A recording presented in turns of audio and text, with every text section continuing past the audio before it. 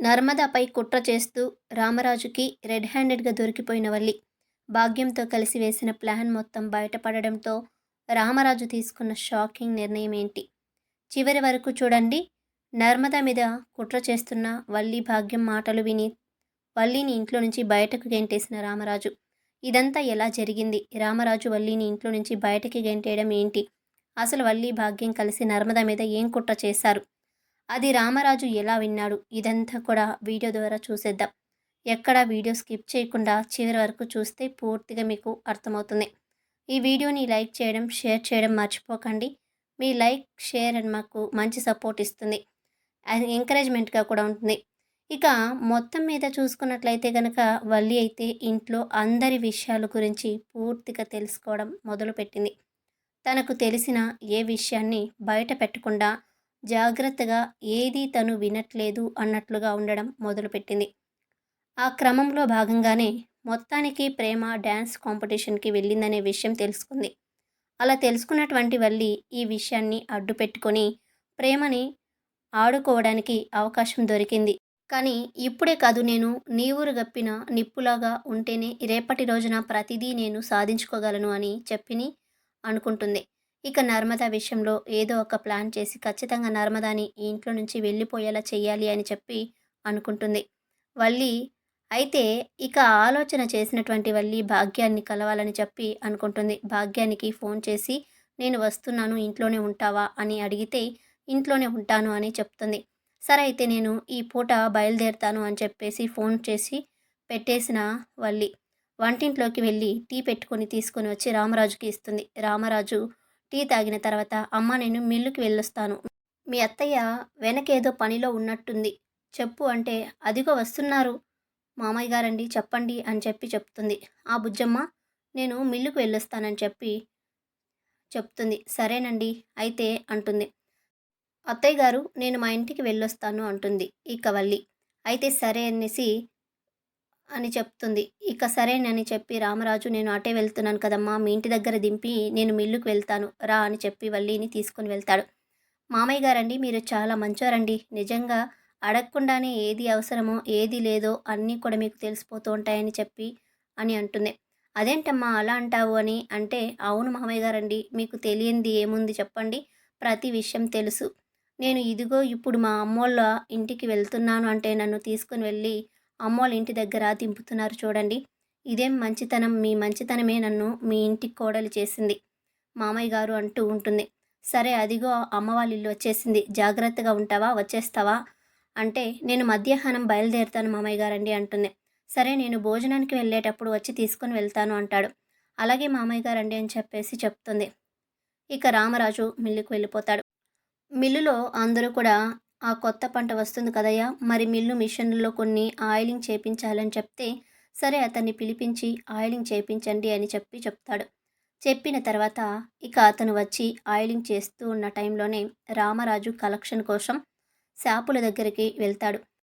అక్కడికి వెళ్ళేసరికి ఒక్కొక్క షాప్లో ఒక్కొక్కలా మాట్లాడుతూ ఉంటారు. ప్రేమ అన్నయ్య విశ్వ విషయంలో అమూల్య చేసినటువంటి పని గురించి మాట్లాడుతూ ఉంటారు. రామరాజు గారు మొత్తానికి మీ కూతురు గొప్పది అనిపించుకుందండి, శత్రువుకి శిక్ష వేయకుండా క్షమాపణ పెట్టి మరీ వాడిని శిక్షించింది. జీవితాంతం మీ ఇంటికల్లా చూసినప్పుడల్లా కూడా వీళ్ళ క్షమాభిక్ష మీద మేము బ్రతుకుతున్నాము అని చెప్పి వాళ్ళకి అర్థమవుతుంది అని అంటూ ఉంటే, మనకి అదంతా ఎందుకులేండి అంటాడు రామరాజు. ఇలా మొత్తం అంతా కలెక్షన్ చూసుకొని ఇక ఇంటికి బయలుదేరుతూ, అవును వల్లి అక్కడ ఉంది కదా తీసుకువెళ్దామని చెప్పేసి ఇక రామరాజు వెళ్తూ ఉంటే కరెక్ట్గా వల్లి వాళ్ళ ఇంటికి దగ్గరలోకి వచ్చేసరికి బండి ఆగిపోతుంది. సరే బండి పక్కన పెట్టి ఆటోలో వెళ్ళిపోదాంలే అని చెప్పేసేసి వల్లి కోసం అని చెప్పి ఇంటి దగ్గరికి వెళ్తాడు. అప్పుడే వల్లి భాగ్యం మాట్లాడుకుంటూ ఉంటారు. ఏటే వల్లి నేను చెప్పేది నువ్వు వినిపించుకోవు, నర్మద విషయంలో నువ్వు చేస్తుంది ఏది కూడా కరెక్ట్గా లేదు. నర్మదాని ఇంట్లో నుంచి బయటికి గెంటేయడం అంటే ఒక పెద్ద నాగు తాచుపామని ఇంట్లో నుంచి బయటికి గెంటేయడమే తెలుసా, అదేనమ్మా మామూలు విషయం అనుకుంటున్నావా అని చెప్పి అంటూ ఉంటే ఇక అప్పుడు వల్లి అయితే పాము లేదు గీము లేదు, నర్మదాని ఓ ఎక్కువగా ఊహించుకొని అనవసరంగా మనమే భయపడుతున్నాం, అంటే నోరు ముయ్యి, చిన్న పామునైనా పెద్ద కర్రతో కొట్టాలి అని చెప్పి పెద్దలు ఊరికే చెప్పారా అనుకుంటున్నావా? చెప్పింది పూర్తిగా విను. నర్మదా విషయంలో మనం చేయాల్సింది అట్టాంటి ఇట్టాంటి స్కామింగ్ కాదు తెలుసా? కొడితే కుంభస్థలం బద్దలైపోవాలి. అంటే నర్మదా ఇంట్లో నుంచి బయటికి వెళ్ళిపోవాలి. అలా రామరాజు గారు ఇంట్లో నుంచి బయటికి నర్మదాను గెంటాలి. అంటే నీ కడుపు ఉపయోగపడుతుంది అనుకున్నాను. లేని కడుపు పోయింది అని చెప్పి నాటకం ఆడితే నర్మదా బయటికి పోద్ది అనుకున్నాను. కానీ చివరాఖరికి నీకు నిజంగా కడుపే లేదనే ఈష్యం ఈ అత్తగారి దాకా తీసుకుపోయింది. మీ మామగారికి తెలియదు కాబట్టి ఇంతవరకు నువ్వు ప్రశాంతంగా ఇంట్లో ఉండగలిగావు. ఈ విషయం గాని ఆయనకి తెలిసిందంటే ఇక నర్మదా బయటికి వెళ్ళడం అటు ఉంచి నిన్ను గెంటుతాడు బయటికి అని అంటుంది. ముందు నువ్వు నర్మదాని ఎలా బయటికి పంపించాలో ఆ ప్లానింగ్ చెప్పు. ఇవన్నీ కాదు. నాకు కడుపు రాలేదని నాకు తెలుసు. నా మొగుడికి తెలుసు. లేని కడుపు పోయినట్టు నాటకం ఆడానని చెప్పి నాకు తెలుసు. మా అత్తకి తెలుసు. ఇప్పుడు నువ్వు కొత్తగా ఏం చెప్పక్కర్లేదు అంటుంది. సరే నర్మదా విషయంలో నేనైతే ఒక ప్లానింగ్ చేస్తాను. అదేంటంటే దాన్ని ఇంట్లో కూడా ఉంచకుండా చెయ్యాలి అంటే ఆఫీస్లో దెబ్బ కొట్టాలి. ఆఫీస్లో దెబ్బ కొట్టడం అంటే నర్మదా లంచం తీసుకుంటూ ఉండగా పట్టుబడాలి. అలా లంచం తీసుకోవడం అంటే రూపాయి 2 రూపాయలు లంచం తీసుకుంటే కుదరదు. కనీసం 5 లక్షల లంచం తీసుకోవాలి. అలా తీసుకోవాలంటే అయితే సాగర్ లేదా నర్మద లంచం తీసుకోవడానికి ఒప్పుకోదు. కాబట్టి సాగర్ గాడిని పడేయాలి.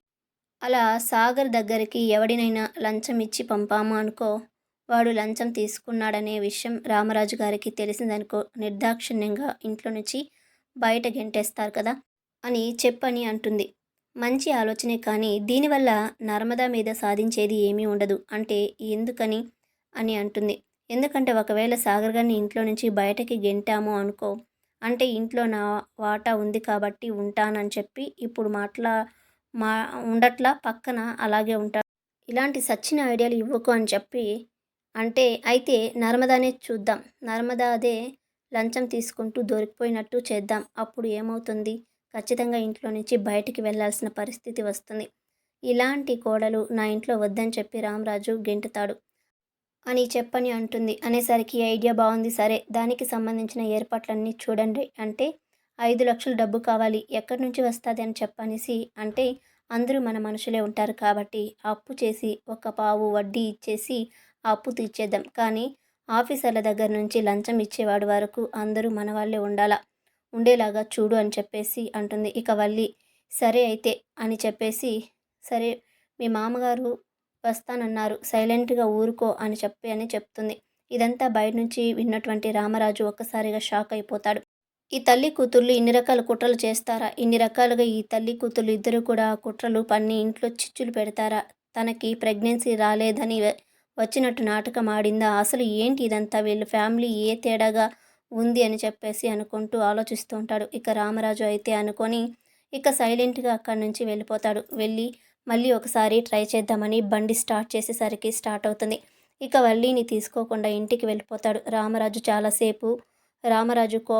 కోసం ఎదురు చూసిన వల్లి ఇక రాడేమో అని చెప్పి డైరెక్ట్‌గా ఇంటికి బయలుదేరిపోతుంది. బయలుదేరిపోయిన తర్వాత ఇక ఇంటికి వెళ్ళినటువంటి వల్లికి ఇంట్లో రామరాజు చాలా కోపంగా కూర్చొని ఉండడం చూసి, మామయ్య గారండి నన్ను తీసుకొస్తాను అన్నారని నేను అక్కడే వెయిటింగ్ చేస్తా ఉన్నాను. మీరేంటి ఇంటికొచ్చేశారు అని అంటుంది.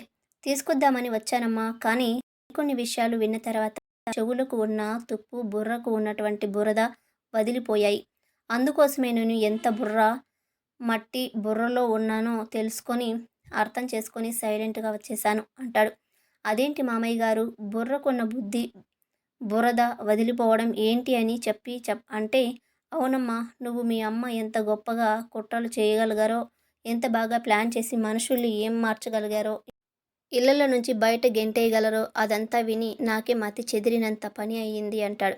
అదేంటి మామయ్య గారు అలా అంటున్నారు? నేను అలాగేంటి మాట్లాడలేదండి అని చెప్పేసి అంటూ ఉంటే చాలమ్మా చాలా గొప్పగా మాట్లాడావమ్మా.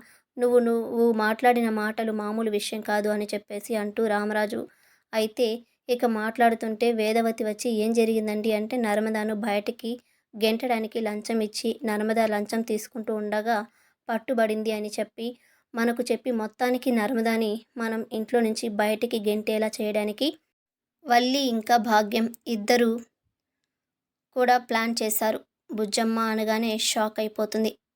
వల్లి అదేంటి మామయ్య గారు మేము అలాగే ఎందుకు అనుకుంటాం అంటే విన్న నా చెవులు ఏమైనా చెవిటివా అనుకున్నావా? లేకపోతే అక్కడ నిలబడి విన్నవాడిని నేను పిచ్చోడిని అనుకున్నావా? అంటే షాక్ అయిపోతుంది.